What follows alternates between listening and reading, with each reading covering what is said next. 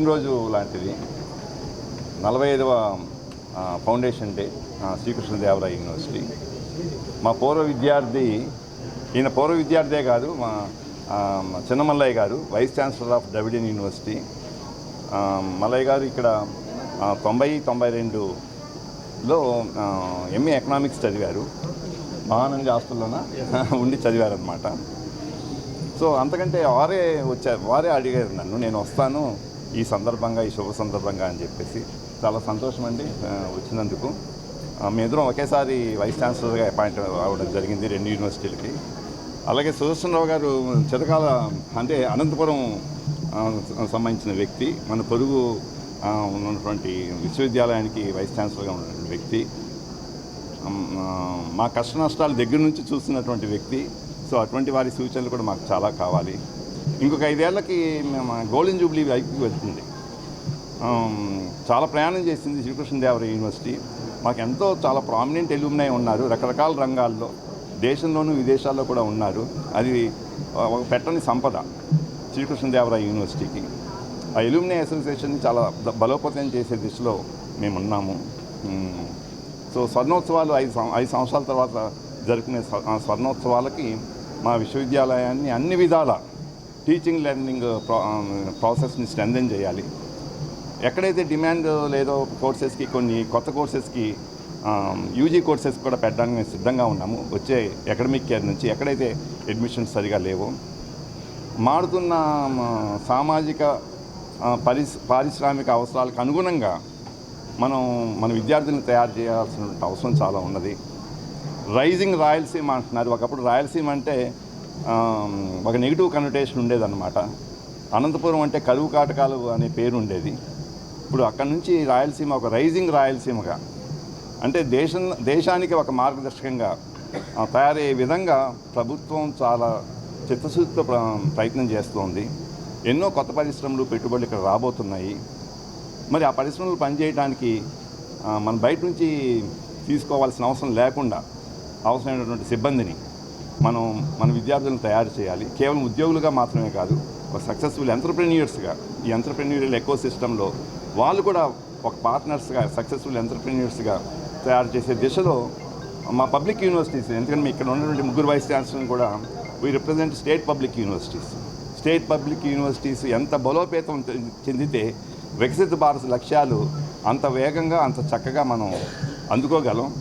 So developed nation, developed India ఫలాలు కేవలం కొద్ది మందికి మాత్రమే కాకుండా విశాలమైనటువంటి దృక్పథంతో ఇంక్లూజివ్ అండ్ హోలిస్టిక్ డెవలప్మెంట్గా, వికసిత భారత్ 2047గా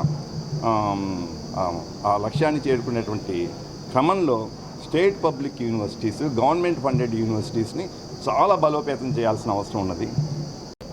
అందరికీ నమస్కారం. నేను professor Sudarshan Rao, vice chancellor JNTU Anantapur. ఈరోజు శ్రీ కృష్ణదేవరాయ యూనివర్సిటీ 45వ వార్షికోత్సవానికి అతిథిగా నన్ను జ్యోతి కుమార్ గారు వైస్ ఛాన్సలర్గా ఆహ్వానం చేశారు.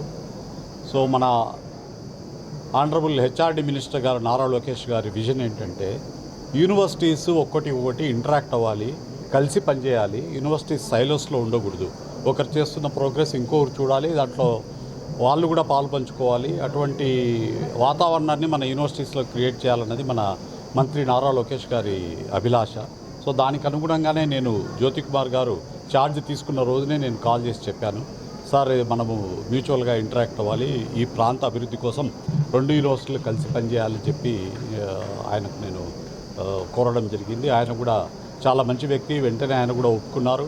ఆయన ఇప్పుడు జేఎన్టీయూ అనంతపూర్లో ఈ పంటల సాగు, ఆర్టిఫిషియల్ ఇంటెలిజెన్స్ ఇవన్నీ ఉపయోగించి ఈ లోకల్ ప్రాంత రైతుల కోసము ఎటువంటి స్టెప్స్ తీసుకోవాలనేటువంటి దాని మీద జేఎన్టీయూ అనంతపూర్లో ఒక ప్రాజెక్ట్ ఉంది.